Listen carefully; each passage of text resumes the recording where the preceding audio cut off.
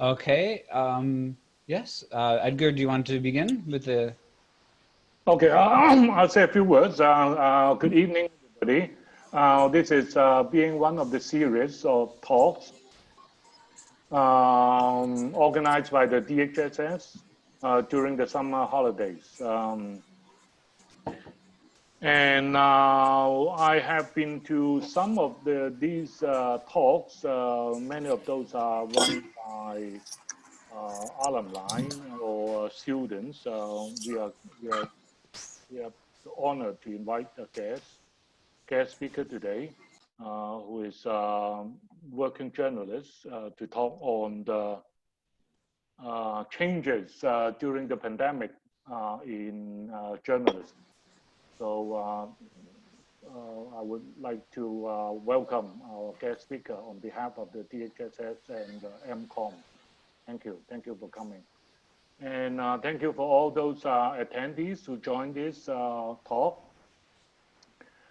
Well, I would like to say a few more words before Jesse would kickstart the talk. The topic of this talk is being journalism amid pandemic, right? And I would like to quote the General Secretary of the UN saying that nothing would be the same after the pandemic. So I guess journalism or reporting journalists will not be the same after the pandemic. And but then I would like to see in this evening's talk and question and answer period and discussion on finding what are the changes first of all, and then what made the changes. Since I'm not a working journalist on the front line anymore, I don't know what are the changes. I would like to depend on the guest speaker and to tell us more about it. But what I know is that some type of journalism is kept unchanged. It's commentary. So I write commentary.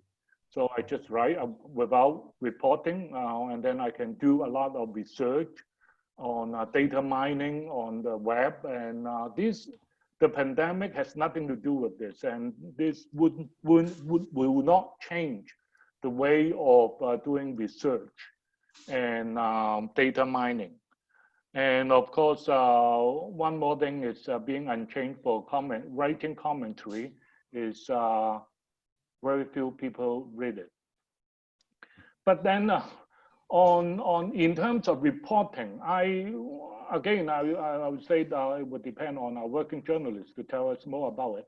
But then I noticed, I observed some changes, is that before the pandemic, everything has to be done by the reporter, so that it is to make sure that it's being done in a professional manner.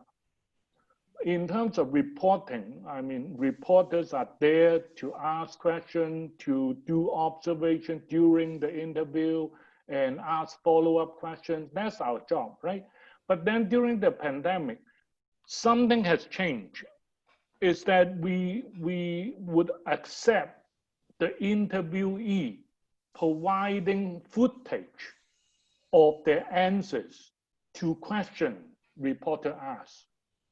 So it was not acceptable before the pandemic, right? But nowadays we do it in social media, which we don't know the background, we don't know what's behind the scenes and so on, without the reporter being present there to do the observation and do the verification. And then this is being acceptable. And even so, I would not say even worse, but the interviewee providing footage of answers is acceptable nowadays. So those are the changes that I observe. I'm sure you can tell me a lot more in your talk and in the discussion. So without further ado, I would like to say once again that thank you for coming, and I'm sure you'll give us a very insightful talk. Thank you. Yes, thank you, Edgar. Thank you very much. Now I guess it is my job to introduce my dear friend, Johnny Bliss. He is currently a journalist. I don't know your specific title anymore, but because I guess it's changed a bit in the pandemic. Before he was kind of a travel blogger, travel radio host, kind of entertainment, like kind of doing many different tasks, right? You know, when early on in his career, he was covering music festivals and interviewing musicians, and then more cultural things. And then as his career progressed, he was traveling around the world more, and then the reports became a bit more political, or a bit more not like entertainment journalism, but more like in depth, like looking at the issues that are affecting people in the country and things like that. Like you know, the first pieces that really impressed me are when you went to Burma, you went to Myanmar, and were interviewing people there about things. And then a year later, I saw BBC, and people go to Myanmar, and they're doing the exact same kind of stories. And because, you know, it took them a while to be able to get to it. But if you're a more independent journalist, just on your own with a backpack, with your microphone and everything, it's a bit easier for you to access all these kinds of places, right? So it's this very unique style of journalism that is very important, but very global, but also kind of fixed more for the audience of the FM4 radio station in Vienna, which is a bilingual German and English radio station. So yeah, I think, you know, there's a very interesting kind of career for journalists to have nowadays. And actually, Johnny was here, physically here in UIC 3 or 4 years, 3 or 4 years ago, giving a career talk after having traveled around the world for basically like a year. That was an 8 of a 9-month trip. Yeah, an 8th or 9th month trip of just traveling and doing journalism, and which made you, I remember it made you quite exhausted. It made you feel more like you want to stay at home. But if you're in Europe and you mean stay at home and be local, that means reporting stuff all over Europe, right? It's not just staying in one city. So even after that, you've been able to travel around Europe and do various reporting. And so it's a very interesting kind of career. So this is what I thought would be an interesting thing to look at, is how that gets affected. How can you be a travel journalist traveling around Europe or traveling around the world, when now suddenly you have to travel online? Because in a way, we've always been able to do this. Journalists have always been able to use these electronic things to be able to do interviews and stuff around the world, but still journalists push themselves to actually physically go to places. And now we realize you don't really need to do that, or do you? If you watch CNN, MSNBC, Fox News, anything nowadays, it looks like this professional $1 million news broadcast is being done on Zoom, because people are in their bedrooms, in their living rooms, in their kitchens, and they have the crappy web cameras with little microphones, and they're done their own makeup, and this is like a professional news broadcast now. And it's like, that looks like a staff meeting at any kind of business nowadays, but now we view this as being a typical kind of journalistic thing. And like Edgar was saying, you do interviews with people and they provide the video for you, and we've always been able to do this before, but the coronavirus has revealed that, the pandemic has revealed that we can actually do this as a way of doing journalism, perhaps. So that's what made me quite interested. So that's why I invited my friend Johnny to come and give a talk about that, because it seems to see the details about how that actually is changing, and his ideas about how that will affect all of the journalism in the future, I think would be very, very, very interesting to hear. So with that said, are you ready, Johnny? I am very ready, yes. Okay, you can begin. Okay, well, just to address what Jesse was just saying, it is true that my journalism career has been very amorphous. Like, it's not something where you could pinpoint it and say, oh, Johnny is a financial journalist or a music journalist. I have done a lot of audio radio journalism, which looks very different from print journalism or anything which is text-based, let's say. It's not like television, you know, not only in the format, but also in the way that I approach things. So if you think about radio, what you're looking for is not necessarily hard, dry facts. I mean, you want to have some of those in there as well, of course, but what will keep you from turning your ears off is the sound of a person's voice, the things that they have to tell in the way that they have to tell it. You don't have any of the other senses. You don't have their face to go on, you know. So it's not, and you wouldn't want to have like a debate like you would have on TV where, okay, well, here's person A who thinks this, and here's person B who thinks that, and maybe here's person C who thinks this whole other thing, because that can be quite distracting in the context of radio.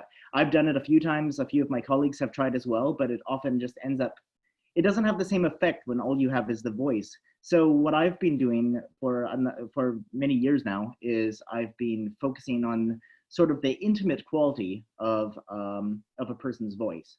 So there is something very intimate about talking with one or maybe a couple more people, but usually you want to pinpoint on one at a time, because it's a storytelling medium. It's a medium where you zero in on a person, and what you want to hear is their personal story. That doesn't mean that you can't hear things happening. Sometimes we would do tours. We would, back when these things were possible, you would hear me splashing through the water as I was fording a river in Borneo. You know, you would hear us tapping on these statues, and what does that mean? And you'd hear the crickets, and you'd hear this sound effect, and you'd hear that. And of course, that still, even now, can be a thing. But ultimately, what it always came down to was storytelling, which might seem counterintuitive from a journalistic standpoint, because a lot of the time you think, actually, a lot of the things that you do in the context of podcasts and radio are sort of counter to the ideas you might have about journalism, because it is so subjective in many respects. But yeah, anyways, I've been doing this kind of journalism for quite a long time, and I have to say, in that respect, that hasn't changed because of COVID. You know, the kinds of stories that I produce, there aren't as many tours, because I'm not fording any rivers in Borneo. But if I'm interviewing a musician, let's say, who just did a live concert, I can still put clips of her virtual concert online. You know, so you can still have almost all of the same structure and format that I would have had in the before times, right? So in that respect, actually, nothing has changed about my work. The other thing that hasn't changed is the fact that my office, I mean, I happen to be in my bedroom right now. That's my office right now, but where I record or where I edit, that's always been very transient. So what it really comes down to is a pair of headphones, a microphone, a laptop, which is what I'm speaking to you on, and a story. And so I've recorded in all kinds of weird places. I've edited and I've sent files. So I send my audio digitally per email to the radio station. Not normally the raw material, the 2.5 minute features that I would edit. I should actually tell you a little bit about my format. I will interview a person for anywhere between 10 and, let's say, 40 minutes. And then I will cut it down to between, let's say, 1 and 4 features, which will be between 2 and 3 minutes long. And this will be with all, you know, I go through it and I cut out all the ums and ahs and the parts where the person goes off on a tangent that might or might not be interesting, but is not relevant to the story at hand. The times when they repeat themselves, you know, you find out how little is necessary to tell a story in my medium. So you find out that a story that you always thought would need 20 minutes to tell can actually be told in its basics and its fundaments in just a couple of minutes. But anyways, yeah, just to give you some perspective of some of the places that have been my office.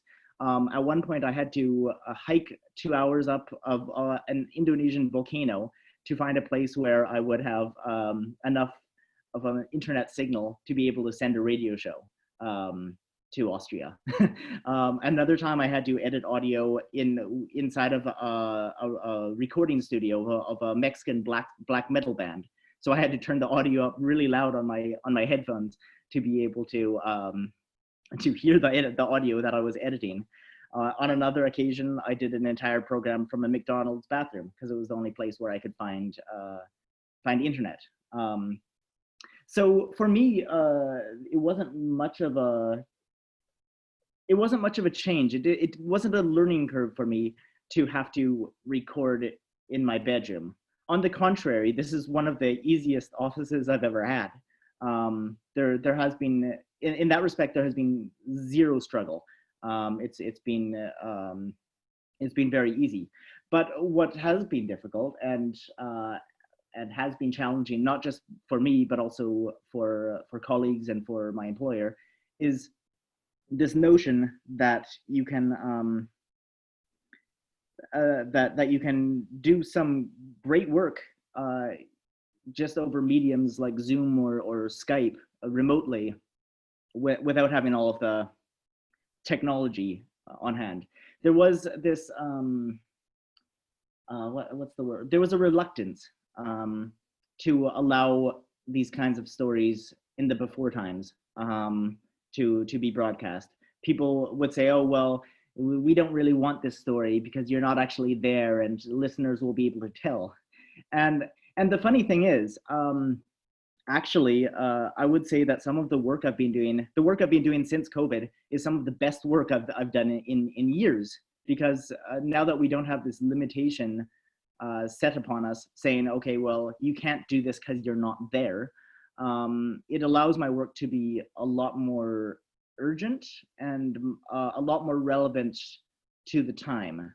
Because, okay, so just to zoom back to what I did before, my travel column was one feature every week for years, for more than a decade, actually. So every week, where's our roaming reporter Johnny? Well, this week he's in Burma. That week he's in Moscow. This week he's in the UK. This week he's in Iceland. And for me to actually be traveling that much, would result in me being a total carbon criminal. So that's one thing. And it simply logistically would not have been possible. So what I ended up doing in the before times is I would go to Moscow and I would record 6 features, one of which was like immediately relevant. And the other 5 they would still be interesting in a week or in a month or in a couple of months even. And by doing this every time I was traveling, you would end up having the impression that I was always on the road and I was always in different places, even if I wasn't. But at the same time, like there were times where I was like, well, you know, the story I have is new solar panel technology in Moscow. Great.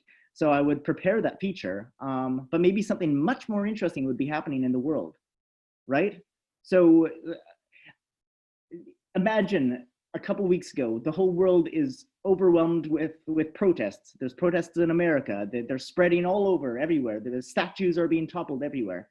And Johnny is sending a piece about Antarctic penguins? Really? Because it's what I would have had, and it's what the limitations that were being imposed on me would have allowed me to do for my story. So when I say that in a weird sort of way, and I don't want to say this in a way that sounds inappropriate, but COVID has been, it's opened so many doors. It's been a sort of godsend for this kind of journalism, because you don't have to have such a high carbon footprint to collect these stories. You don't have to spend so much money. You don't have to put yourself physically in so much danger. Of course, there are limitations to that, as Edgar mentioned before. You know, you are getting footage from people, and also because the news cycle is much quicker for me now than it used to be. I'm not doing so many timeless stories now. I will cover a Black Lives Matter protest in Chicago, and I need to have this on air within 2 days, which is a totally other rate than I'm used to. It's much faster than I'm used to. So new questions have sprung up in my career related to fact checking. Not that I wouldn't fact check before, but the fact is, if you have a 45-minute interview and you need to have a piece within 6 hours,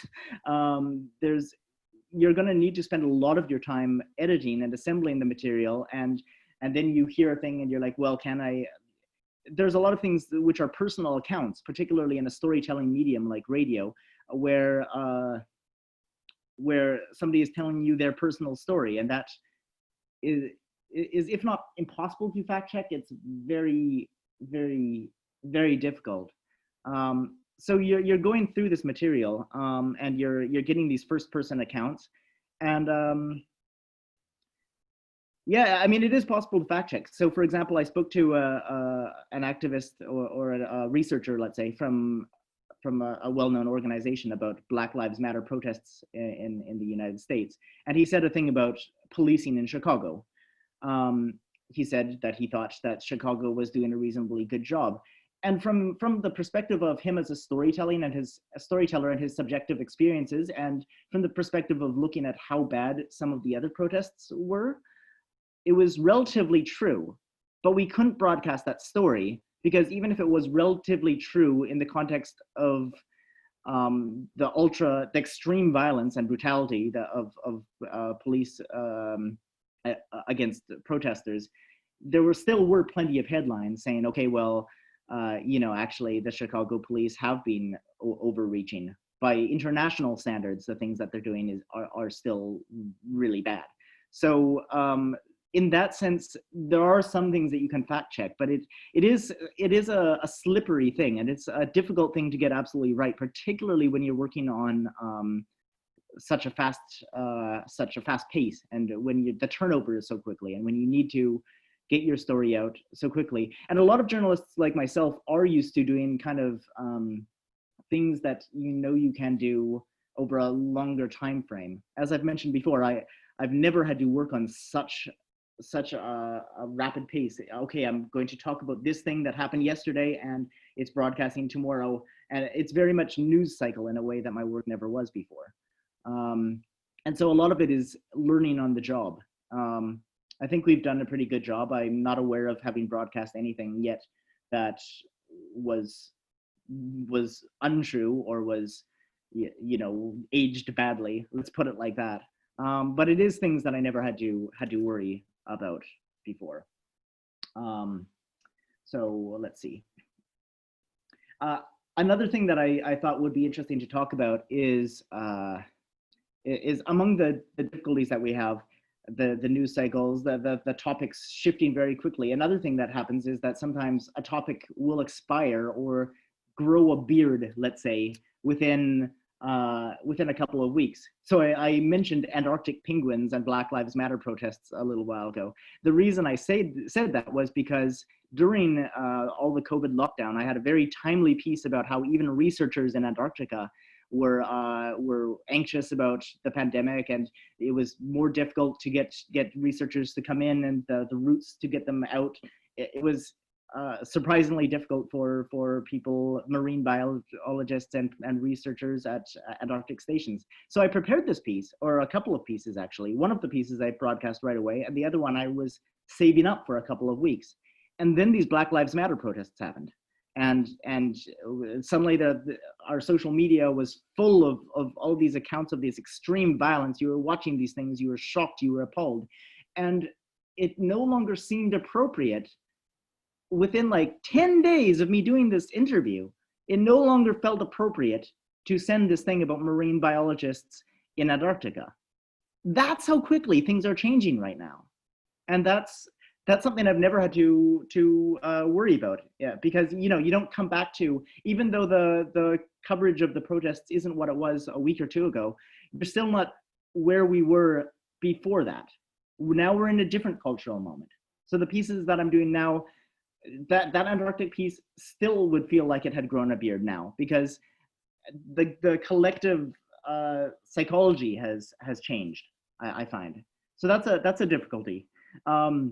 One other difficulty is simply the fact that actually, I mean, right now it's loosening up again in Austria, but for a period you could not interview people personally, locally. If I wanted to talk to a woman working for a domestic abuse shelter in Vienna, I mean, she might just be 2 train stations away from me, but she might as well be in Greece, because you can't go and interview this person, right? So you're using the exact same technology to interview this person 20 minutes walk away from your house, as you would to interview Jesse in China. You know, that's quite funny. I wanted to talk a little bit about my skepticism that I personally was carrying around about Zoom and Skype and doing these remote interviews. It wasn't merely that my employer and my colleagues thought that that it would be too complicated or it wouldn't sound as good, or et cetera, et cetera. I also, having tried this a few times in the past, had my doubts that this would sound as good as it's turned out to sound. Technology has progressed a lot just in the last couple of years. So I was absolutely astonished by how good it was just talking to a person using only the Skype or only the Zoom recording facilities. In the past, when I had an interview, let's say with somebody in Moscow or in Australia, I would ask them to install something on their smartphone, like this, an app, a microphone app, because phones usually have pretty good microphones on them, actually. And if you have the right app, it can sound almost as good as an actual microphone, right? So there was this whole complicated process that we would go through where I would say, okay, so what I need you to do is I need you to download, let's say, an app called iRig Recorder, and then when we're talking on Skype, we'll both wear headphones, and that way we only record our own voice, and then later on I'll assemble the 2 voices, and it'll sound like we're in the same room. And I had this whole process, and I would explain it to people. And I think actually I was still doing that at the beginning of this when I interviewed Dr. Owen Hearns-Branaman.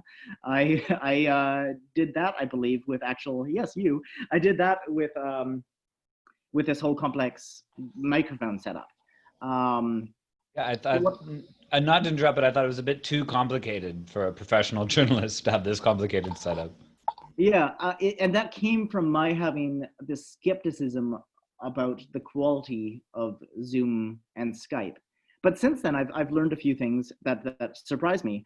For example, I interviewed my friend who's an art teacher in Australia about virtual art teaching art classes, and she did do this thing with the phone and the microphone, and we wore our headphones and stuff, and we recorded on Skype just in case, because I would always back it up, right? I would have this backup recording just in case something was wrong with the microphones. And what I found out was, because of the echo in her room, the quality of her voice on this professional microphone was not as good as the recording on Skype. So this, for me, this was mind-blowing. It was like, pff.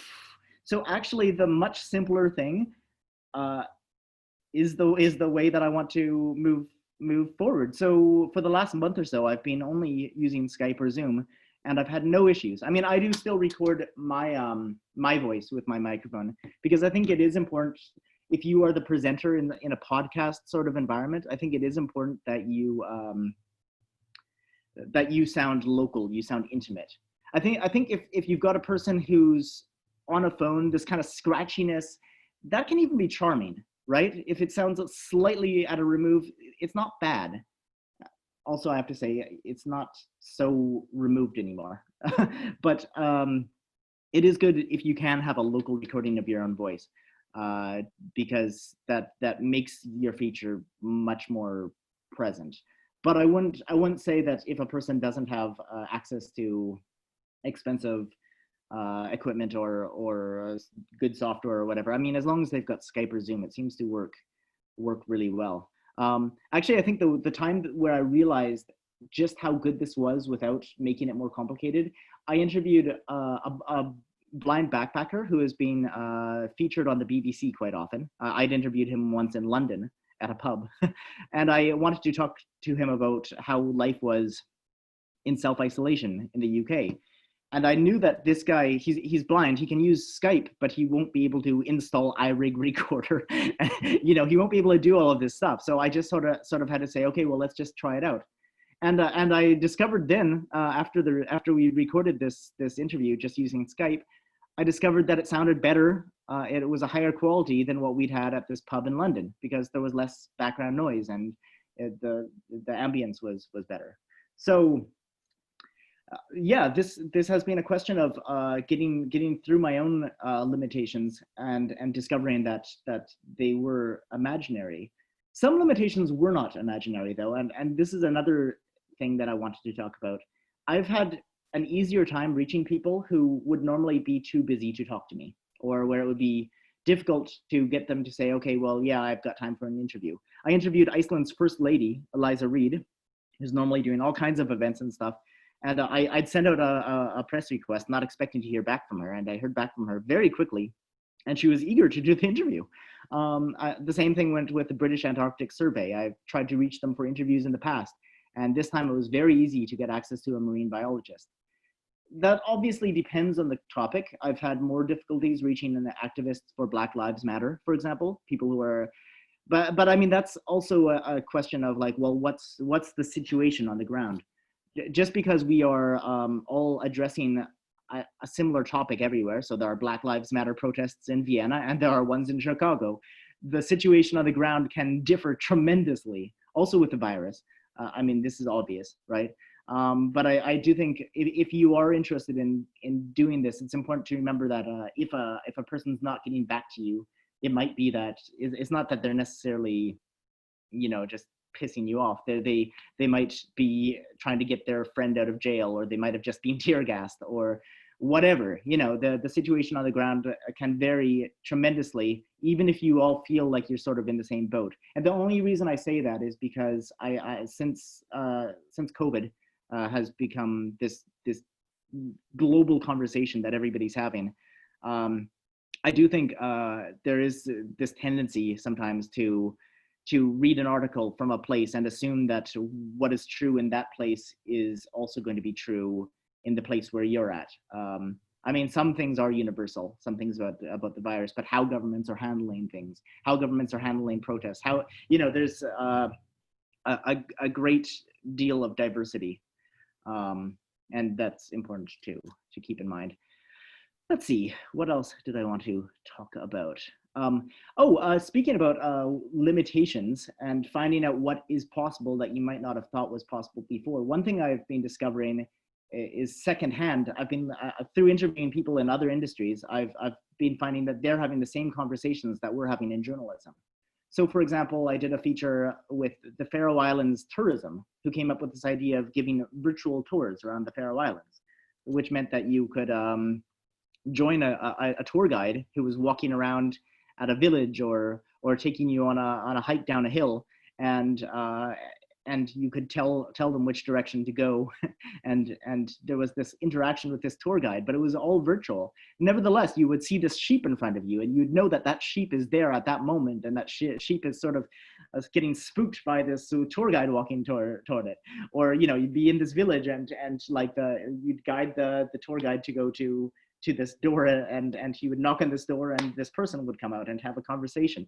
So I'm not saying that that's as good as going to a place, but I found it remarkable, absolutely remarkable, that you could do this now.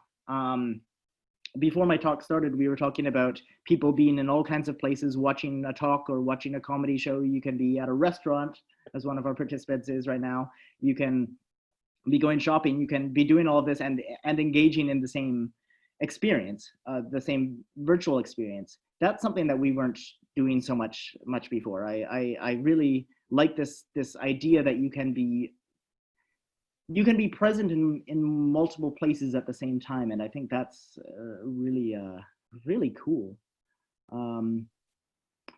And also I've discovered, just on a personal note, I've discovered video chat in a way that I had this reticence to do video chats, but now since COVID, I've had the opportunity to walk around my friend's new house in Sydney, Australia, and see what the renovations that they've been doing have been like. Earlier, Jesse had his dog, and I said hello to his dog. Not that his dog noticed, but it's you have this spatial awareness of these many places just using a video chat platform, and I think that's really, really cool. Another thing that was interesting is I'm doing a feature, which will actually be broadcasting on Monday, about some comedians who are making a sitcom, a COVID sitcom, and so it's a self-isolation sitcom, and I thought that was cool. You're speaking to a cultural moment, and it's creating all these limitations, but you're drawing comedy out of that. Fundamentally, I guess what I just want to say with this talk is that a lot of doors have been temporarily opened, and I'm hoping they stay open. Because as I've said, this is a renaissance of my career. I like the stories I'm doing right now more than I was liking them before COVID. Actually, just as a digression, I was sick of traveling. I mean, even when I did the talk in China, actually in China, when I was actually there, I was already quite burnt out, and that hadn't really changed much, because in Europe I continued to have to travel around Europe, and your brain doesn't care if you're doing in a train in China or in a train in Austria. It's still, you're in a train, you're still not sleeping in your bed, you're still not doing grocery shopping and doing your laundry at home, So I was at a point where I was on the verge of ending my travel column. I just didn't want to. I didn't want to do it anymore. I wasn't deriving joy from it. And I've been getting a lot more pleasure from this work now that I don't have to go to all that work to be able to do a story. If I find out that there's a greenhouse in Whitehorse, Canada, which is growing the freshest produce in all of Canada, and it's happening right there, and I can just call that person up and find out about their initiative, and I can do that from here, and I can do that after COVID, yeah, assuming there ever is an after COVID. So I think that's really, really cool. And I hope it continues like that. I had all these notes, and I had this order in which I was going to do the talk, and then I completely ignored them. So I just want to see if I'm missing anything that was super important. Oh, there's one thing. How about the future? Or do you talk about how, if you think this will continue in the future? Do some prediction. Right. You can't close Pandora's box. I think a lot of people are going to remember that it had been possible to do all these things in this way. So when I said, oh, I hope that people don't just revert, I don't actually think that will revert all the way, at least not right away, and probably not at all. I mean, for one thing, we don't know how long this is going to be going on in some form or another. Probably a while. But I think in the future, I mean, technology is improving at such a rapid rate. I mean, just a couple of years ago, I think it would have been harder to do what we're doing right now. What I thought about when I first moved to Europe, it would have been impossible for us to do all this stuff. Just take a moment and imagine if COVID had struck in 2005, right? Like we couldn't be doing this right now. None of this would be possible. So I think that things have been changing even pre-COVID at some rate, because technology has been enabling new things to be possible. And I think just the fact that we had to, I think we don't change things even though we can, because we're comfortable doing things in the old way. So there's also a kind of comfort aspect to, I went to a bar the other night, because you can do that now in Austria. And I was really uncomfortable because it was out of my comfort zone, being in this bar with all these people around. And I thought, well, but we're in such close proximity to people. And obviously that was partly fear-based, but also I think that a lot of people, because you're not used to seeing so many people around you all the time, your idea of what's comfortable has shifted. So that's something that is likely to shift back given a little bit of time. But I think a lot of things, if you've grown to really love working from home, if you've discovered that you do better work from home, you might have in the before times, you might have never wanted to do that because you thought, no, home is where home is where I watch Netflix and I sleep and I eat. But once you have acclimatized yourself to this and you find the advantages, why would you suddenly be like, oh, you know what, actually, I really want to be in traffic for an hour. I really want to be in this close space with everybody talking around me. I think, yeah, you can't close Pandora's box. You've opened it. It's there. Yeah. There is one thing that I had in my notes that I hadn't talked about yet, and I thought I could bring it up right now. It's easy to talk about this brave new world that we're in and say, okay, well, this is the reality now, and the old reality isn't a factor. But I do think it's important to remember that depending on the sector that you're working in, and depending on where you live, depending on how intense COVID has been, or how intense the protests have been, or whatever, you might be at a different stage of the brave new world, let's say, than somewhere else. So, for example, I organized an interview with an activist from Black Lives Matter in Darwin, Australia, and we had an interview set, and then she just happened to be somewhere where there was no data on her phone, and because I wasn't directly in front of her, she was just like, oh well, whatever. And so I was left hanging without an interview at the last moment because it was sort of a different standard. There was this interview wasn't so important to her. I was just a person on the internet, and that was something I hadn't necessarily planned for. So I think if you are going to be doing, I guess I just want to say that if you're moving forward into this brave new world with technology and with sort of the assumptions that everybody's on board, you might also want to have like a plan B when you're talking to people who might be in a completely different environment, because it might not be the same. It might not be the same for them. I mean, generally, it's good to have a backup plan. If you have a story, it's good to have another person you can talk to. If you've already pitched the story, and if they've already made space in the program or on the page or whatever, you can find more than one story usually for a topic, and I would highly recommend doing so. Always having a backup plan, because I think there is something. I'd interviewed this activist in Darwin, and I'd been right there in person, and I'd still had to chase her a bit. So it's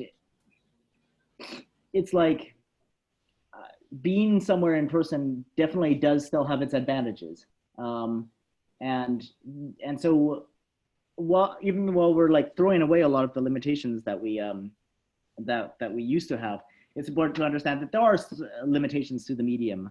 There are limitations to doing everything virtually, and one should sort of be aware of those limitations and plan for them. Yeah, and I think that might have been. Oh, I could talk a little bit about actually contacting organizations. If what I'm saying, yeah. Anyways, I have a lot of contacts around the world, so it's been very easy for me to find people to speak to. But you actually don't really need to have contacts pre-established. If you're interested in pursuing a topic as a journalist, and you don't know an organization who specializes on it, you often need to go no further than just reading articles that other journalists have written to find the names of the organizations that tend to comment on a certain topic and tend to be considered repeatable. So I found some organizations when I was researching a story about the destruction of these ancient caves in Australia. I found some organizations which I wouldn't have known how to Google. You know, I found them, and then I went to the website, and there was a press contact. So you can send a press request just to whoever's on the press contact, or if there is no press contact, there will at least be a general contact, and they'll be used to fielding interview requests from journalists.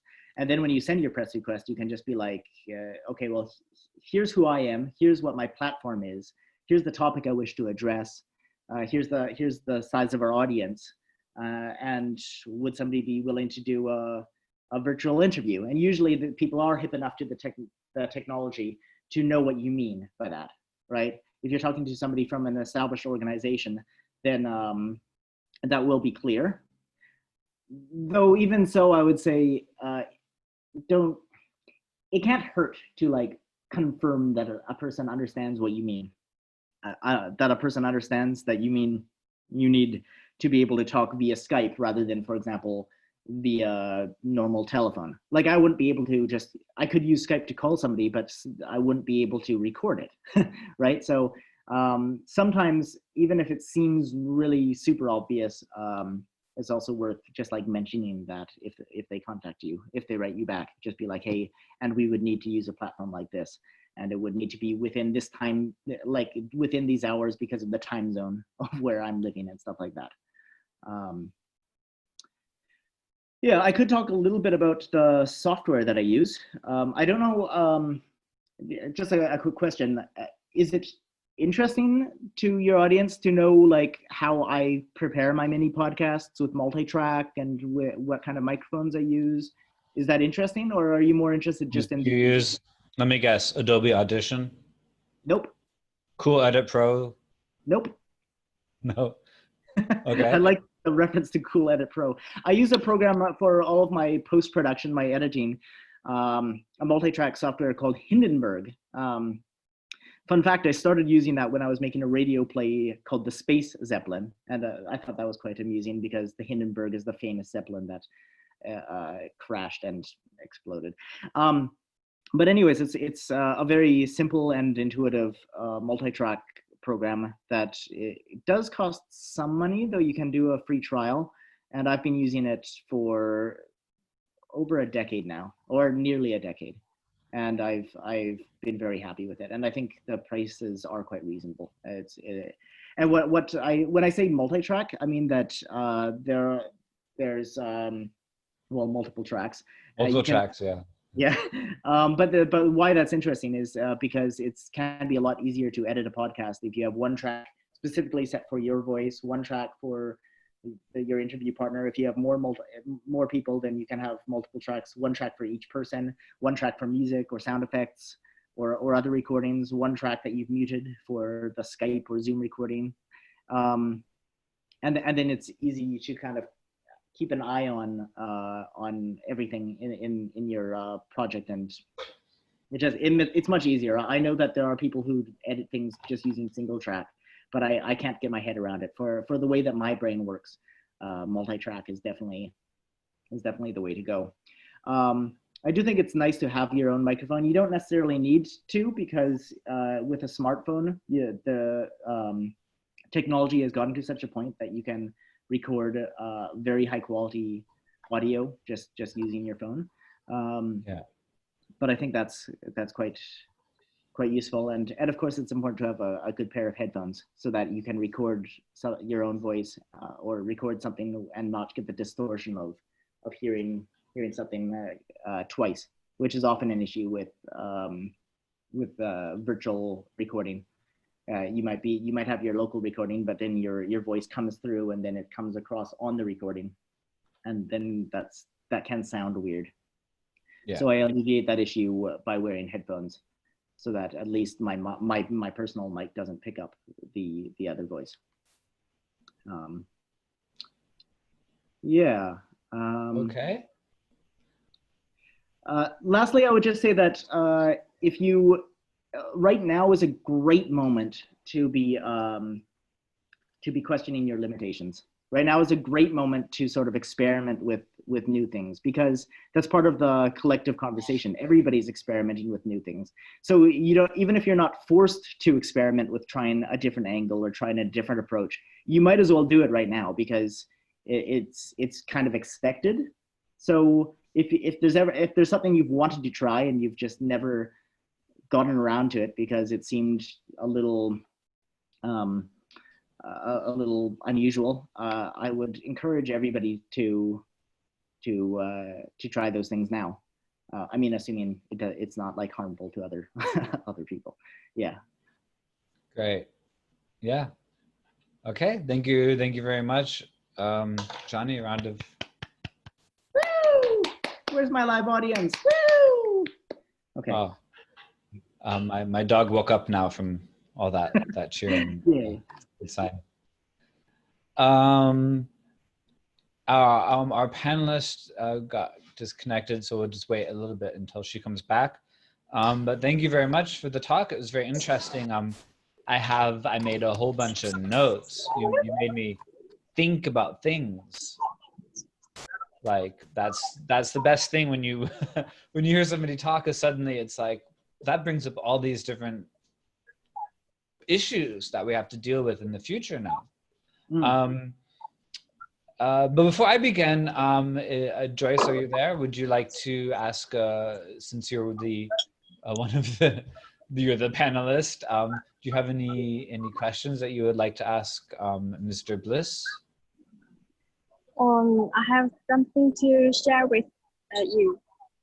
Is that I'm a financial reporter, so there is an interesting thing that another financial media, they stopped printing newspaper during the virus and more, and required journalists to sit in front of the camera and talk the news by themselves.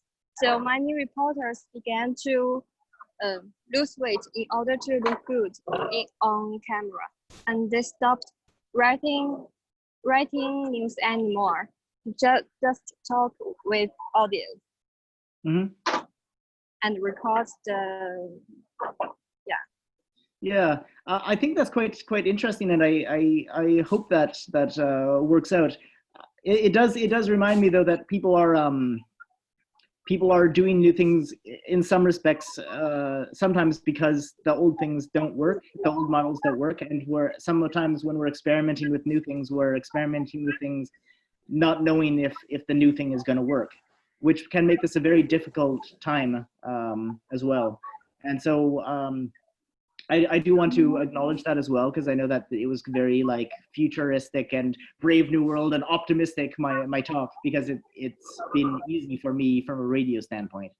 But I do also want to take this moment to acknowledge that there will be difficulties, and it will be financially very problematic for a lot of organizations. And just I wish you all the best, and I think when we get out of this, it'll be really cool, but there'll be a lot of difficulties along the way. And somebody writes, do I have Twitter? Yes, I do. And another person, Annie, writes a question. Shall I just read the question, or just? Go ahead. I mean, it's my job to read it, but you're already reading it, so go ahead. If you want to. But take work off from me. That's okay. Fine. So as you mentioned that the COVID brought many limitations, and I experienced one during my internships. I'm wondering, how do you manage to create an in-depth or investigative story when you found your sources are strictly limited? For instance, I was told to make a video reportage with all of the video sources from a documentary film, and not all of the scenes are related. Okay, how do I unpack that? I think it's difficult. I mean, on one hand, it's easier to reach people because you don't have to be physically in the same place as them. So if all these people from the documentary film have gone all over the world since that documentary was made, it's easier to be able to talk to them all, assuming that they respond. But the fact that somebody might not respond, that could have happened before too, right? in a way, there are fewer excuses for not answering an interview request. Like excuses, that's the wrong word, but there are fewer things that could explain not doing it, other than just not wanting to do it. So I would say, I mean, most of the work I've been doing since this started is I would talk to one person in one country about their local situation. And then the next week I would talk to, so one week it's, China. And the next week I'm talking to somebody who works in Rio de Janeiro's favelas. And then the next week I'm talking to people dealing with COVID-19 in the American Midwest, right? So my focus has been doing just like one story at a time. And when I'm making my in-depth story, it's really kind of, all of my stories are one story in a way. So that's a little bit different because my features are 2.5 minutes at a time, and maybe I'll have a program in the end where I sort of put them all together, but that's something I collect over time. I would say that, yeah, there's nothing you can do other than just contact the people and hope. If they don't get back to you, what else can you do? Okay, excellent. We have a question from Edgar. Excuse me, I just want to ask a similar question or follow-up question on the same topic. Like you, in the talk, you mentioned a lot by saying on contacting people, or it's easier to reach people or your sources for interview. Yeah, I would think so, because during the pandemic, people don't travel. People would stay with their computer almost 20 hours a day. They would ready to answer your question anytime. But then I'm thinking about cultivating your source. Okay, it would be easy to reach a person to get response for a story, interviewing even, but then cultivating a source is different. Like the way I used to do it is to go to lunch with them and talk over the dinner table or the lunch table, and they would feel comfortable telling you something or disclosing some even classified information. But then, over the social media or the Skype, I don't think they would feel easy, comfortable disclosing secrets to you as a source. Am I right to say that? Somewhat. Although, actually, thank you so much for asking this question, because it reminded me of something I'd wanted to talk about, and then I actually totally forgot to, because as I mentioned, I was ignoring my notes during the talk. So in the past, when I would interview people in real life, I would go to wherever they were, and I would often meet them in a social context, and then I would say, hey, well, actually, I've got this radio program and I'd like to talk to you about this thing. And maybe by that point, we've already had some drinks together, or maybe my friend introduces me to them and says, oh, hey, Johnny, he's a good guy. You can talk to him. So there's this aspect of things which is more difficult in these times.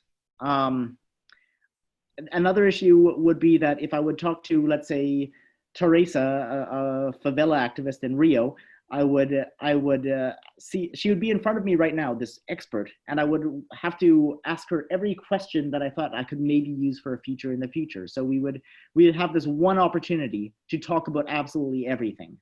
And so I would talk to her for maybe up to an hour, because I'd be like, oh, but what if this happens? I want to have some commentary about this thing, this possible kind of news event. I want to have a commentary about that. One thing that I would say as far as cultivating virtual contacts today, you can do shorter interviews that are just specifically connected to the thing you want to talk about in the next 2 to 3 days. Want to have broadcasts on the next 2 to 3 days. And I find the best way to cultivate your contact, which only works in certain types of journalism, I understand, is to broadcast something that they really, really like. Right? So you have a half-hour conversation with Teresa, you turn it into 4 features that where effectively you're giving your platform as a soapbox for this person. You haven't like taken what she said out of context. She has no reason to be pissed off with you. And then in the future you can be like, hey, it's me. Do you remember me? I uploaded that entire interview podcast and I did those 4 primetime features. Do you want to, do you want this opportunity again? And then they're like, hell yeah. And then maybe they tell you things that they wouldn't have told the first time because they weren't sure if you were a gotcha journalist. I have to say, I've never been a gotcha journalist. There's a lot that I find distasteful in journalism, and one of those is just sort of like effectively using your platform to embarrass or shame or destroy a person. There are contexts where that can make sense, but yeah, that's never really been my approach. I tend to take a more sympathetic approach, and when my sources see that, they're going to be more. They often are more inclined to do this again. Yeah, that leads to something that I was thinking about when you were talking. Is you are I guess we could say radio journalist, or I guess so. Audio journalist, like podcast, like the definitions of all these things are kind of getting mixed up. But this, I think it really depends on what kind of journalism we're talking about, because newspaper journalists, while you don't meet somebody face to face, yeah, that's how they get the majority of their sources. They talk to people on the phone or email people. Maybe you go out to lunch to cultivate sources or talk to people or something like that. But for newspaper print journalists, I don't think it has changed that much. As for radio journalists, where you need the audio of people, it needs to be good quality audio. How do you do that if you're not close to them? And like you said, a phone call is kind of a quaint sound or something like that. But now we have very good quality audio recordings we can have on the internet. But then there's the contrast with like video journalists, where you need to have very good high quality video and from people, right? So do you think that's a big impact? It has affected the different kind of genres of journalism, the print only versus audio only versus video audio kind of journalism? You think that's is affected these very differently? Oh, absolutely. I mean, I think if you're a print journalist, then, well, if you're actually a print journalist, then somebody still has to come into the office to print the newspaper, right? But I think, I guess we could say like text only journalists. Yeah. Like, okay, let's say it like that then. If you're a text only journalist, then probably you're working from home like many of the rest of us. But the substance of your work itself probably hasn't changed that much. So sure, it really depends on the medium. I think if you're a video journalist, that's probably particularly difficult at this moment, because you are obliged to, you can tell that it's a Zoom. The audio from this conversation we're having right now is radio quality. The video we're having from this conversation is nowhere near as good as if we had like a really high quality camera in a place and there's like a whole team of people doing that. So I think people are going to be forgiving of that in these times. And so there's a lot of adjustments, and probably we're learning some really great things. But it's like I was saying earlier to Joyce, like if you are working in an area of journalism where things that you've always done are no longer working, period, and you have to on the go find a way to make it work, then I think that's going to be have a huge impact, possibly, hopefully not, but possibly financially, and certainly on the way that your work is received and on the way it's done. Radio is an easy one because it's just audio. Radio, as soon as you've resolved the audio issues, you can fake a lot of things very easily with audio. If there's some audio quality issue, you can play a talkover of some gentle music So for example, when I interviewed somebody recently, there was a weird beeping that I didn't pick up on when we were having the talk. I only picked up on it afterwards. So whenever she would open her mouth, there would just be like, beep, beep.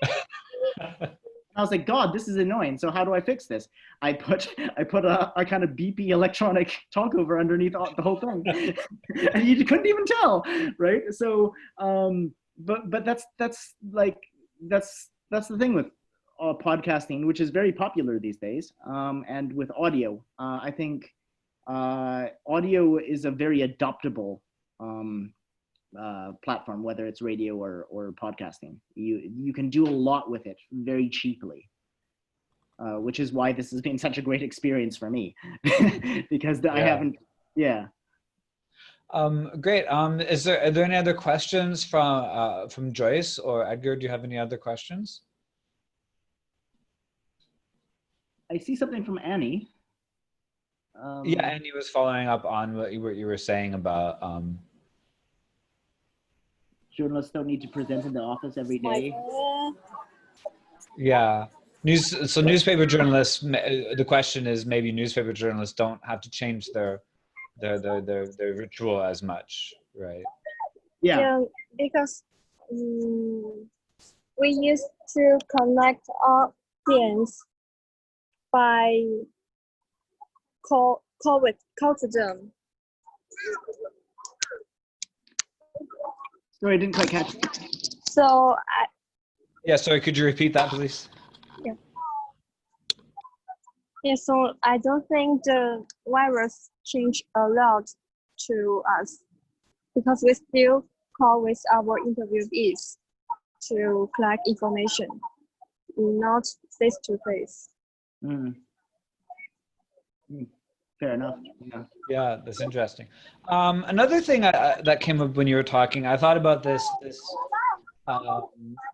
concept of the digital divide. Have you heard of that idea before? The digital divide. I'm going to paraphrase Bill Murray in Ghostbusters, and I'm going to say, assume that I know about all of this, but just explain it to me like I'm an idiot. Okay. If anybody's taught media or journalism or anything in the last 30 years, this is a big concept, is that some groups of people have better access to digital technology than other people do, right? That a certain gender or race or a class, or where you're physically located, if you have good or bad internet access, or your age, if you have technical literacy or not. Like my students have a lot more technical literacy than I do, and I have more than my parents do, right? So it's a generational kind of a thing. And it seems like from things that you were saying and my own experiences and other people's experiences teaching, that this crisis has kind of exacerbated this digital divide. You give a couple of examples of that, where if it's a young person or a very educated person who knows technology or needs technology for their job, then they're plugged into it. They're like all the people here right now who have laptops with web cameras and good internet access and can do these kinds of things. But there are literally billions, I don't know how many billion, 3 or 4 billion people on Earth who have absolutely no connection to any of this. Because they're in the other side of this digital divide. When we because of whatever reasons, we're very lucky to be on the digital side of the divide. And as you said, like in some ways it's easy to access, like the First Lady of Iceland, because, well, obviously it's a very highly technologically developed country with good internet access, and I assume she's not, she's from a generation that has grown up with computers. But then at the same time, you mentioned talking to activists who are younger, but they're not from they're from lower classes or working classes or poorer areas of countries. So have you really noticed this kind of divide, or has the price of digital technology been decreased enough that you think that there is enough easy access that many different people can have access to digital technology to participate in this kind of virtual world that we're living in now? I think we're well on our way to that. I think we're not completely there. I think a lot of the very interesting interviews I've done over the years have been with people who I wouldn't have probably been able to reach with Skype and Zoom right now. You know, if I talk to somebody who's a garment worker in Bangladesh, then I don't know that I would be able to get a good internet connection to be able to talk to that same person, or if the idea would even occur to me. Yeah, exactly. That's what I mean. So it's kind of like you're missing this whole segment of the digitalist population on Earth. They're just like missing now completely from the things that are interesting for you to report on, because you physically can't do it, right? Yeah, it's an issue. It's a real issue. I also did a series in Cuba some years ago, and I don't know how much that's progressed over the last few years, but I am assuming that the internet's still not great there. Let's put it like that. So there will be regions where there is kind of this class divide. But at the same time, I also want to say, I think in a lot of places, access to smartphones, where like even if they are a few generations ago, has increased. Mobile data has increased. When I've traveled to places like Indonesia, I've gotten a SIM card with lots of data for close to no money. So I mean, close to no money for me and my Western standards, but still for affordably, probably also for a lot of locals. So I would say that the digital divide, there still are issues, and there are definitely some great stories that are not being told right now, and probably very important stories that are not being told right now. But I feel like as technology becomes more and more commonplace, as access to this kind of technology becomes more and more commonplace,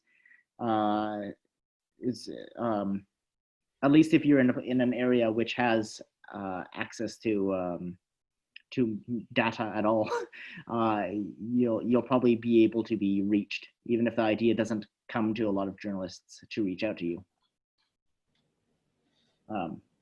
Does that answer the question?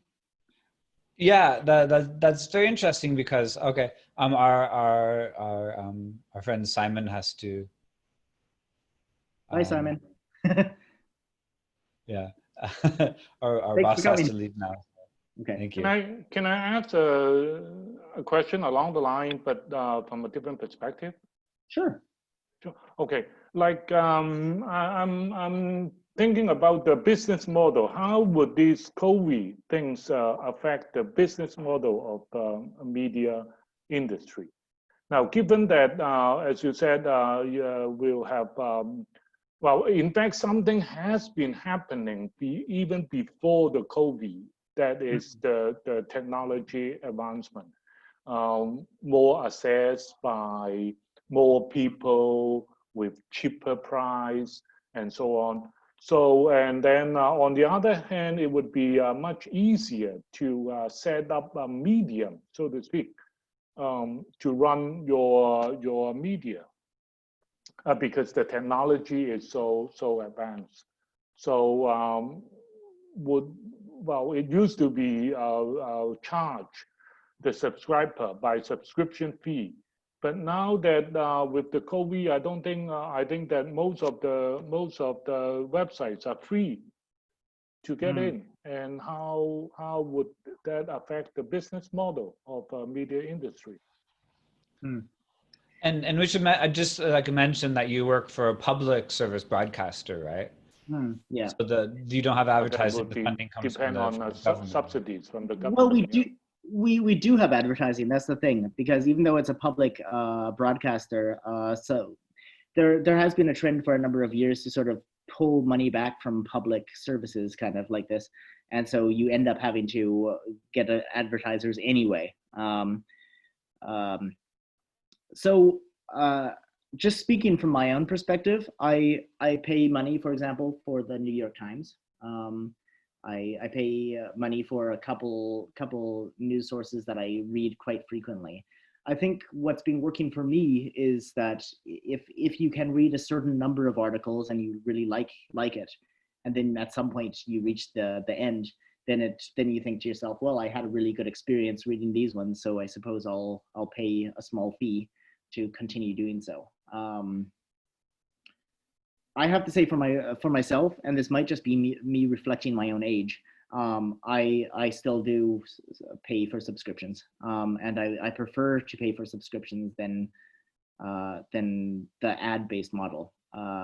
Personally, I find yeah, but also I'm in a middle class economic. Yeah, my finances are fine, so I can do that. If you're, I think there are a lot of big questions here, and I certainly don't have the answer to them. I know that this has been a very difficult time for journalism in general, because we're still trying to find what that model would be. Jesse? Yeah, because it seems like New York Times and other organizations that they brought down their paywall only for COVID articles. You know, in a way, it's like, hey, we're public service, but in another way, it's like, hey, we get people used to reading us, and then we can try and do a bit better quality reporting on these kind of topics and get people to come back for us. But smaller news organizations that can't do that, they've gone out of business, right? So it's this thing that it's very difficult. So one question from in the chat room is, do you think post COVID-19 the media industry will switch more to being a subscription mode? You know, my feeling about that has changed so much over the years. I used to be really annoyed by subscription modes, and I still am. There are certain news sources where the first time you try to read an article on their site, it's already like, okay, well, you have to subscribe, and I'm like, ugh, no, you know. So I think that's a really stupid model, because yeah, if it's nice to be able to try before you buy. You know, the media outlets that I tend to pay for are the ones that I didn't pay for at first, the ones that I became comfortable with, where I knew that I liked the tone of the things that they were saying, and I thought that they did good journalism. So I felt comfortable, or at least reasonably good journalism. So I felt comfortable supporting that, because I already had a pre-existing relationship. So I certainly hope that if we switch to a subscription mode, that it never becomes this thing that I find very stupid, where the first time you read an article from a publication, you already should be a subscriber. I think that's completely senseless. But I also have to say, like, I think subscription models will have to adopt to allow for that we live in a globalized world, and allow for that people will be coming from different financial backgrounds. So like for me, I will not pay more than €8 for a subscription in a month, just out of principle. But I think also to expect that of a Bangladeshi reader, or I mean, and that's even slightly racist of me, because of course there are people who are very wealthy in Bangladesh, but you know what I mean. I mean, there are people who you have to allow for, you have to have different subscription models for different countries and different situations. And I think if you do that, you can make a subscription model work. I think it has to be an intelligent subscription model. Yeah. To be honest, I prefer that to an ad-based model. I'm thinking back to the first job I had when I was 12, I think, and I was delivering newspapers, and it was my job to collect the subscription fee from people. And this is back like in the early 90s, and it was at least $2 or $3 a week for a subscription to the local newspaper for a small city, you know, in rural Canada. And now it's like, if you ask somebody to pay $2 or $3 a week for even the New York Times or Washington Post or some very prestigious place, it's like, oh my God, that's an insane amount of money. But 30 years ago, it would have been, it's perfectly reasonable to expect people to do that for a local kind of newspaper. So there's definitely issues in the profit model and the funding of journalism that are, again, being exacerbated by this kind of this kind of a crisis, right? So these are old questions that we have that are, we have to kind of ask them again. So that's quite interesting. Absolutely.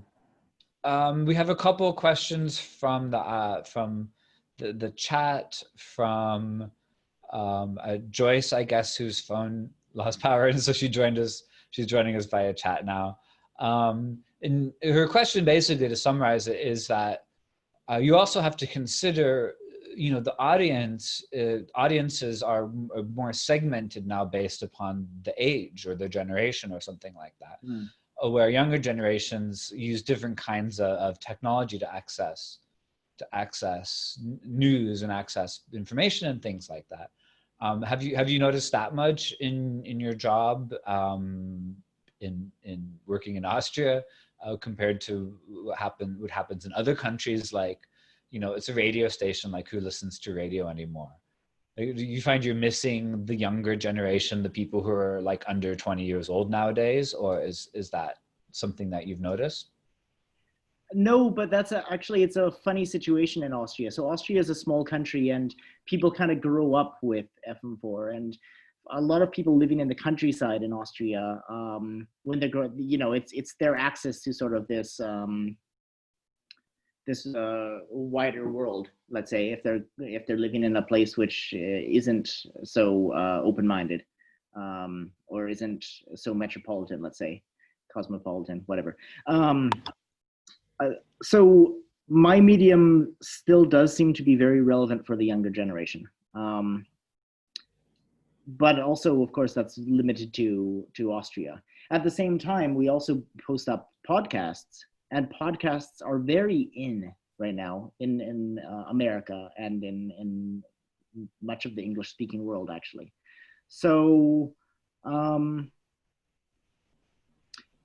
I do sort of have a built-in audience for my platform, and that's made it easy for me because it's a public broadcaster, and they do check this out, and they find that there are a lot of young people still listening to it. During prime time, we have a few 100,000 listeners, so it's still fine. But I don't know exactly who I'm speaking to. It's you don't see your audience, right? So you know that they're there, but there's not. To be fair, I don't think most journalists see their audience unless they're doing like a live thing. But I mean, that's an interesting point, because where we tend to think that like different generations of people, different age groups use different technology, but that's not universal.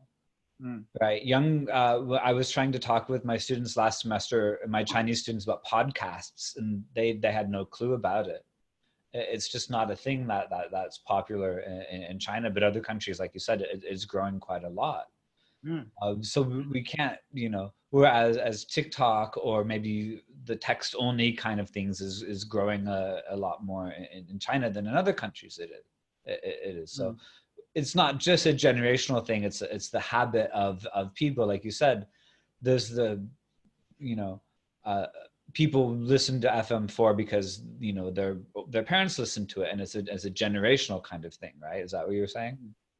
Yeah. I mean, also it seems to be really cool in the like high schools and stuff. It's just in the particular local context, it's some kind of community feeling.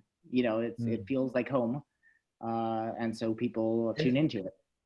Yeah. And so that sense of community building by radio still exists in at least in your case, in some other kind of places, but in China it's very limited. In other kind of countries, it may be more important for young people to have communicate through this kind of technology. So that's an interesting thing, because when we talk about technology like that, right? Sorry. Yeah. Oh, I just wanted to say, actually, one thing that I find quite interesting in my situation that this brought to mind is I tend to know a lot of journalists and artists who are very active on a wide variety of social medias. So people are, I was asked today if I have Twitter. I do. I don't use it for much, but I do have it. I don't, because I already have, because of my built-in audience being radio, I use Facebook, but when I when I hear about people having like 6 different accounts that they are using regularly, for me, that seems totally alien to me, because in my world, I use one social media the vast majority of the time. And otherwise, I kind of just try to avoid it because I don't have to use it. You see, it's not responsible for a large part of my audience. Yeah. Okay, that's very good. Do you have any other questions from Edgar or Joyce? No. Okay, I got a couple more questions. So a couple of things that you said made me think about that this moment in time for journalism and maybe for society in general, this moment in time is kind of a paradigm shift, where we moving things to be virtual, to be de-spaced, to be this kind of audio-visual lifestyle. When you see science fiction movies and you see like in Star Trek and people are just communicating by video chat, and it's like, wow, that seems quite sad. Like, don't they want to like meet each other and hang out? And now we're like, yeah, I get why all the Star Trek people are talking to each other over Zoom. Like it totally makes sense. Like you're so far away from each other. And as you said before, like we had this idea that you actually have to like physically meet people, and you have to invite this person, have to come to the studio, right? And like before Edgar asked me, this TV station in Hong Kong wanted to interview him, but he couldn't make it, and he asked me if I could go, and I said, what do I have to do? It's like, well, I have to take a taxi to the ferry and take the ferry across to Hong Kong and take a taxi up to the studio, and then have the interview, wait several hours in the studio for the interview, and then take a taxi back, and maybe the ferry is closed by then. And it's like, why would somebody spend 12 hours of the day doing that just to talk to journalists for 5 or 10 minutes? Well, now it's just like, okay, I'll turn on my computer, and you know, this is the moment, kind of the push that people need to realize that the future is here, and this kind of virtual interactive communication is perfectly fine, and we can do this now. Do you think this is that kind of a paradigm shift moment in much of the world? Yes, I do. Very much. I think it's this sort of paradigm shifting sort of moment. I was actually, while you were talking, I was trying to find this short story that I downloaded not too long ago that was nearly 100 years old. It was a science fiction. And this, I'm afraid I haven't found it, so I can't find I don't know what the name is.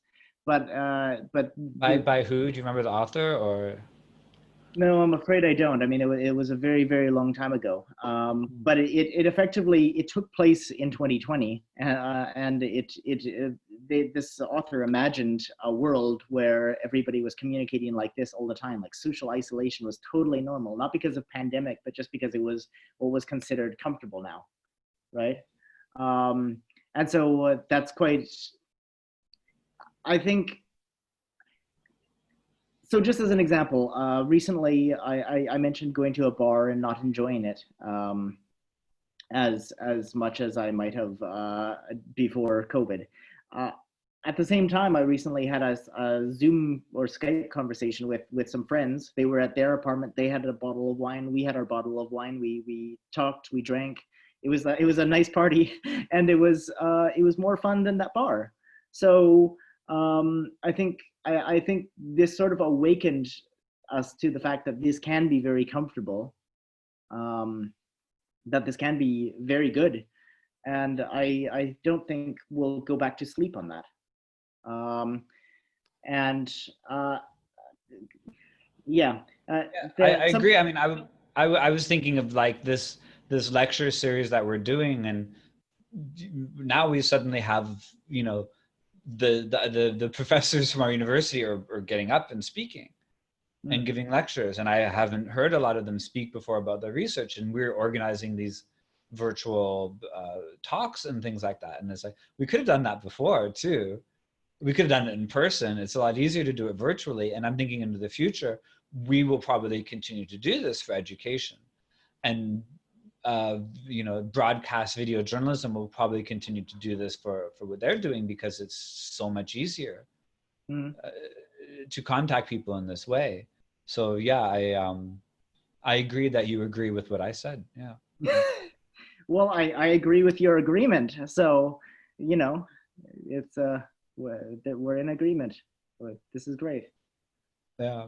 And interestingly, another thing I was thinking about is, you know, like in the history of art, for thousands of years, artists were trying to get their painting to look like very exacting, trying to get perspective and get the shadows on people's faces and pigments, and they were trying to get all of that perfectly good so they can do paintings that really look a lot like real people, right? And they pushed this technology and this technique to be where you could do very almost photorealistic paintings of people. And then we invented photography, and it kind of blew it up. And the same thing is happening with broadcasting technology. You have the very good cameras and strong satellite feeds, and they got it so like when you look at video footage from 20 years ago, it seems like there should be dinosaurs in the background. It looks so grainy and old-fashioned. And we see the footage now, we go, wow, this is beautiful and amazing. And this has just blown it all away. Where you have, like I said in the introduction, you have people on primetime television with grainy, blurpy kind of Skype video now, and we've grown accepting of this, right? We've thrown away all this technological advancement of kind of making sure everybody has really good audio and really good video, and just tossed it all away and said it's fine if we just have a Skype quality video for news, right? But you know what? It's also making me think, because of this, we're probably going to be seeing a lot better quality video and video chat platforms. I mean, they're going to be developing the technology so that this looks better in the future. So I don't know how long this is going to go on, but it could go on for quite a long time. And in that time, you might end up, every normal person will end up benefiting from it. Yeah, like I thought about investing in a better web camera because this quality is not that great, but yeah, I will see in the future if this continues. Then yeah, Edgar, you have a question or a follow-up? Yeah, the technology make it possible or make it easier for better quality video or camera and that sort of thing. But do you find that the technology make the audience more vocal and more assertive nowadays than before, as the technology make it easy for them to voice their opinion, to be assertive, and to be vocal, and they want to engage with the journalists. They want to engage with the media to make their voice heard and known to others as well. I mean, absolutely, yes. But I think that predates COVID. I think as soon as we entered into an era of social media where absolutely every person, you know, you can tweet at any public figure and you can be like, hey, screw you, I hate what you just said. And, you know, you're addressing them directly, and presumably they see it, right? Or at least you have the feeling that they might. So, I think actually there are a lot of questions related specifically to social media. I mean, that's such a big topic because also it's lent force to movements like cancel culture, right? If somebody says something stupid, you can absolutely have this mass of people rising up to tell you how stupid what you just said was or how problematic it was, and this can rise to such a volume that people can't ignore it, and so then people lose their sponsorships, and then they lose their role as a cast member in this show, and then they don't get invited to give talks or whatever. Or if they've done something criminal, then actually that gets pursued, whereas previously it might not have been. So absolutely, like the world is so much more interactive than it was even in the 90s. You would see something and you would feel like, oh God, I'm so pissed off at what this person said, and you would say it in your living room to your friends, and that's where it would die. Yeah.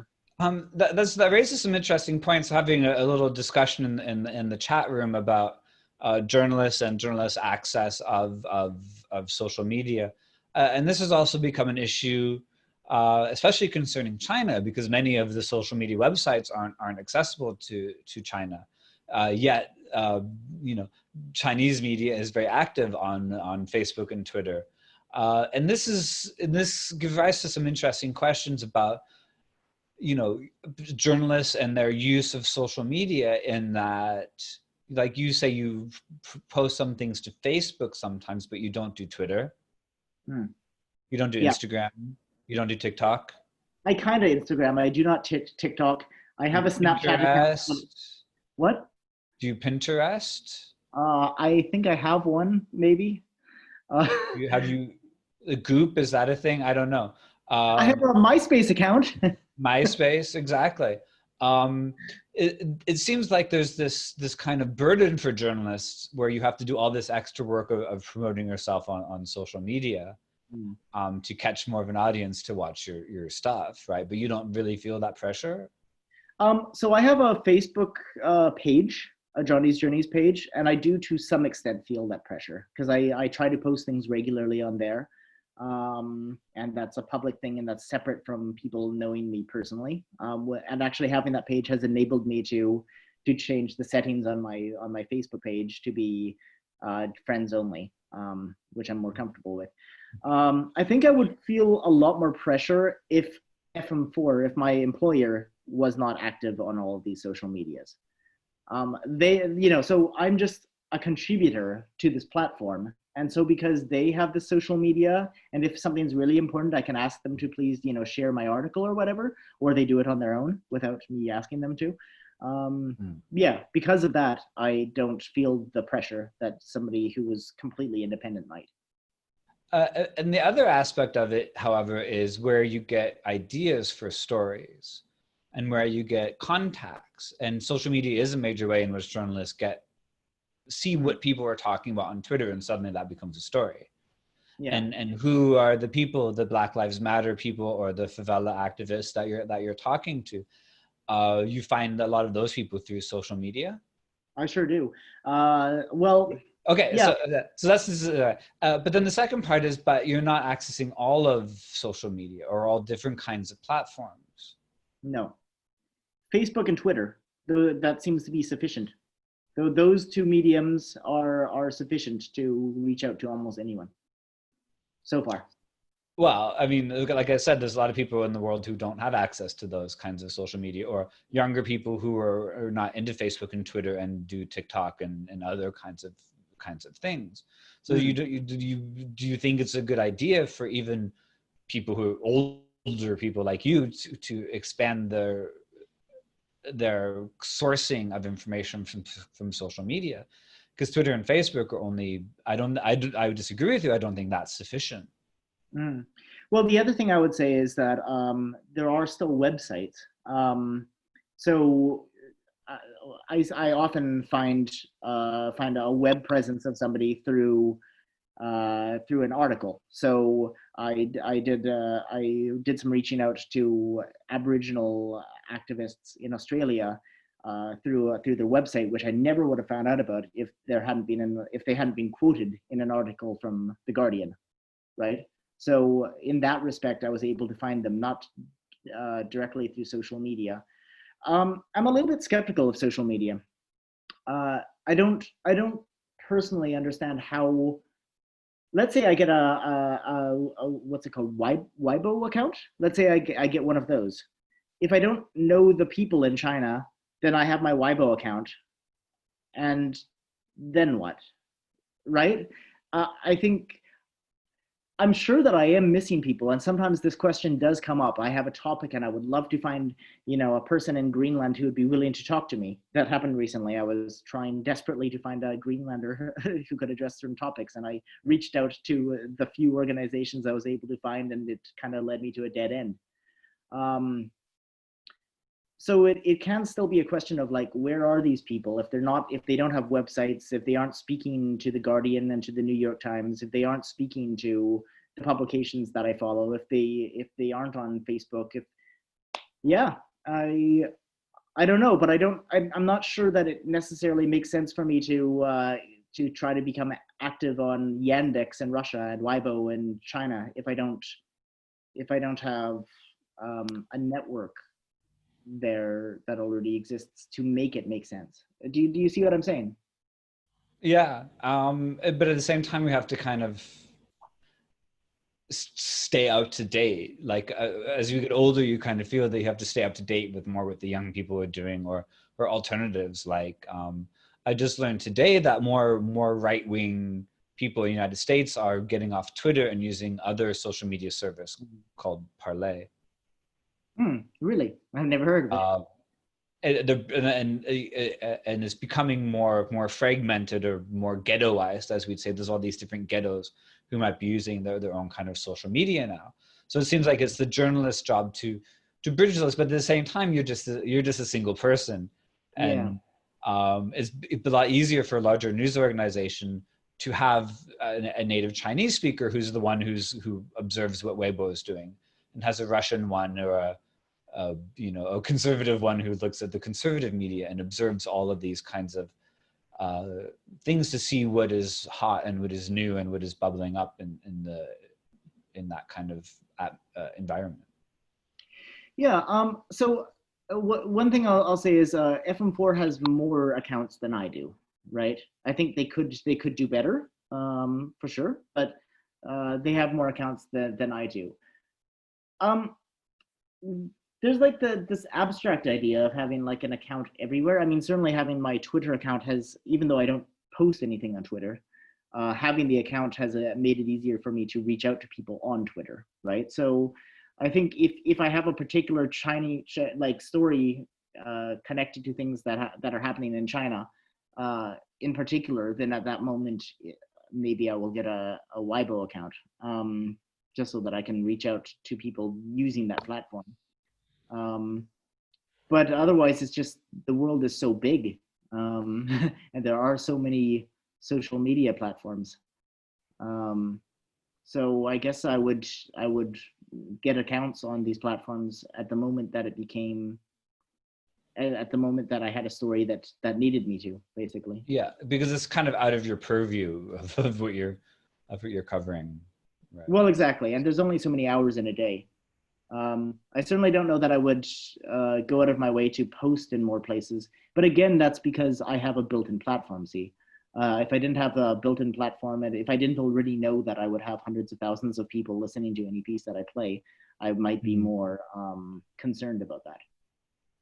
So then that might also be a reflection on the profit model of FM4 as compared to people who have subscription services or something where they need to spend many hours a day promoting themselves through various social media and creating controversies to attract attention to themselves. If you work for public service broadcaster, you don't have to do that. It's up to you how much effort you take to maintain a following. Yeah, that's a real advantage, actually. We don't have to make the most offensive and outrageous headline to get people to click on it. We can just have a very balanced. It allows us to do better journalism, I would say, because actually every person living in Austria who has a radio or has a TV pays a tax, right? So that money is how we fund people like me. Yeah. Okay, great. Yeah, that's interesting to see. That's another angle that affects the quality and the quality and the extent of journalists' social media interaction as well, right? Yeah. Do we have any? I think maybe we should start wrapping things up. Are there any more questions from Edgar or from Joyce? Do you have anything else you'd like to mention?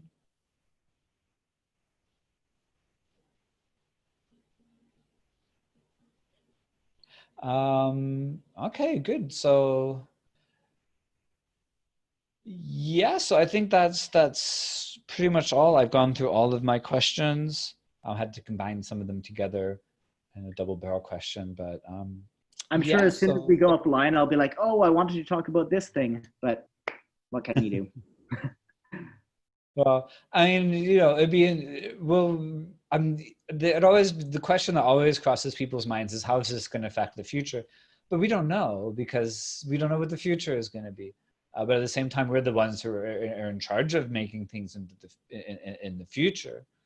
And as educators and as journalists, I think we have to remember that it's not enough just to kind of say, well, what is the future going to be like and think about it, but to actually physically or virtually go out and do things to help change the future, to take all the benefits that we have from this more accepting of this kind of style of communication. We've had, like I said, we've had this style of communication, this style of being able to do reporting before, but now it's the time for us to maybe embrace all the good aspects of this and look for ways to mitigate the negative aspects of it, right? Like you mentioned, being able to find new sources, right? Maybe you can cultivate a source by going to a restaurant or talking with someone and they say, hey, I have a friend, right? And so, well, you can do that online too. And that's what print, like we're saying, that's what print journalists, that's what a lot of journalists are doing in the past. So not being able to physically meet is not the end of the world for it, right? No. Yeah. Actually, I had a funny moment. I talked to the technician for an interview that I did in Iceland, and then we ended up having this great conversation. And at the end of this conversation, where we realized we'd both been to New Iceland and Canada and all this stuff, we became Facebook friends. And then he sent me his movie, and I was like, wow, this is the first time that I've networked in the old way since this happened. And I think I would like to see that be more possible. I think that's something that's still not happening quite enough. I mean, video chat is great, and I'm connecting with all of you who I see here. I see your faces, I hear your voices. So in that sense, it's like we're in the same room. But when you're not able to do that, I think that is still something I would like to see more of this kind of being able to network, even if you can't necessarily do the travel, because text, that is so dry. And often I've had this issue. I send a text request to somebody and I hope that they respond, knowing that they have no idea about me. I can't, charm them like I would try to do in real life. I can't, smile and make a joke. It doesn't work. You've just got the text, and you have to rely on that and just hope that they're feeling like. And again, that's something that we've been doing since email has arrived, is networking virtually. But we have to think about how to you activate this and use this in a much more aggressive way than we can before, right? So that's an interesting point. Yeah. Okay, so I think that's all for now. Yep. I'll just say, because somebody asked me about Twitter. I'm just gonna. Oh, is there another question? Okay. Well, earlier somebody privately asked me about my Twitter, and I wrote something, but it was kind of hard to talk and also write. So I just wanted to say I do have Twitter. I think the account is Johnny Bliss, but if that is wrong, you can certainly find me on Facebook. And if you really want me to, I'll open a Weibo account. But you'll have to you'll have to send me. Or there's how it works. Or there's if you just search online for FM4 Johnny Bliss, then there's the whole list of all the travel blogs that he's done, where he's traveling around the world and recording little features, like he said about it, including some that are in China and England and Europe and Indonesia and all around the world. So. And I have extensive podcasts on SoundCloud as well, Johnny's Journeys. So if you look up Johnny Bliss, Johnny's Journeys, you find that on Facebook, on SoundCloud. Yeah. And probably use social media accounts that I forgot about. Yeah. That's good. We'll put the titles up at the bottom with links. Will there be links in the description below to all the things that we're talking about, right? Excellent. Let's do it like that. Okay, that's very good. Thank you very much, Johnny. Thank you, Edgar. Thank you, Joyce. Thank you, everybody in the audience. Thank you, Kit, for organizing the technical aspects of this, and for our boss, Simon, for coming by earlier, and everybody else. So thank you very much for this. I hope everybody stays masked and stays safe, and hope to see you all in this thing called real life sometime in the future, yes? Yep.